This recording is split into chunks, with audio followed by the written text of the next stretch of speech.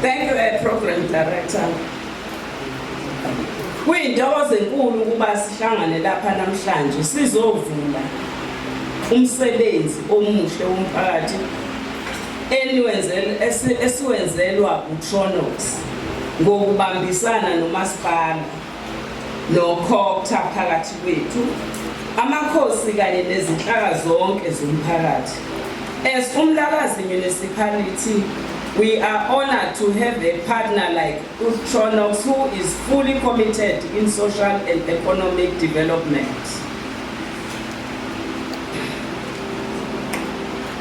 And development of our communities. Tronox's dedication to job creation and community development has changed many lives in our society.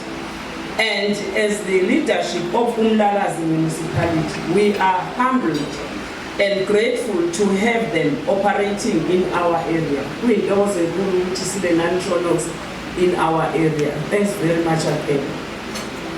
Tronox's commitment to the development of our communities has proven going beyond the social and labor plan requirements.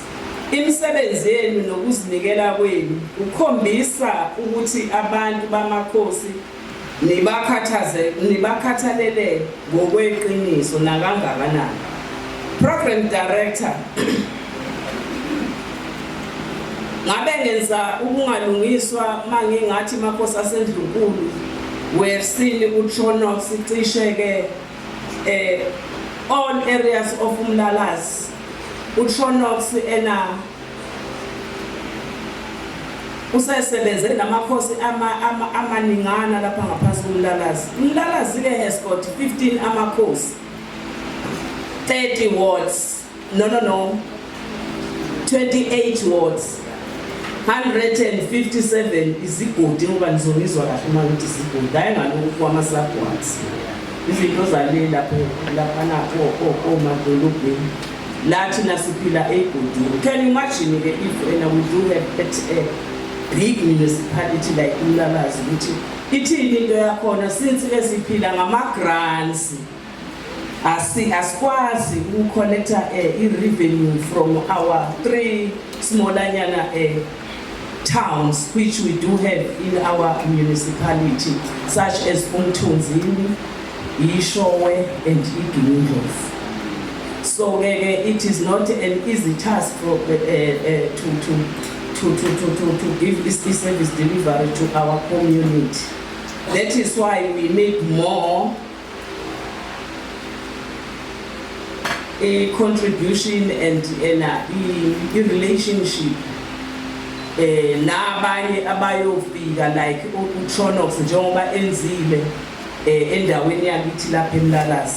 Esikuthokozela kakhulu ukuthi sibe noTronox endaweni yalakithi eMlalazi. Mapho sasendlunkulu ke ngaba ngilenzi futhi ukuthi uTronox has gone far as uMbongolwane.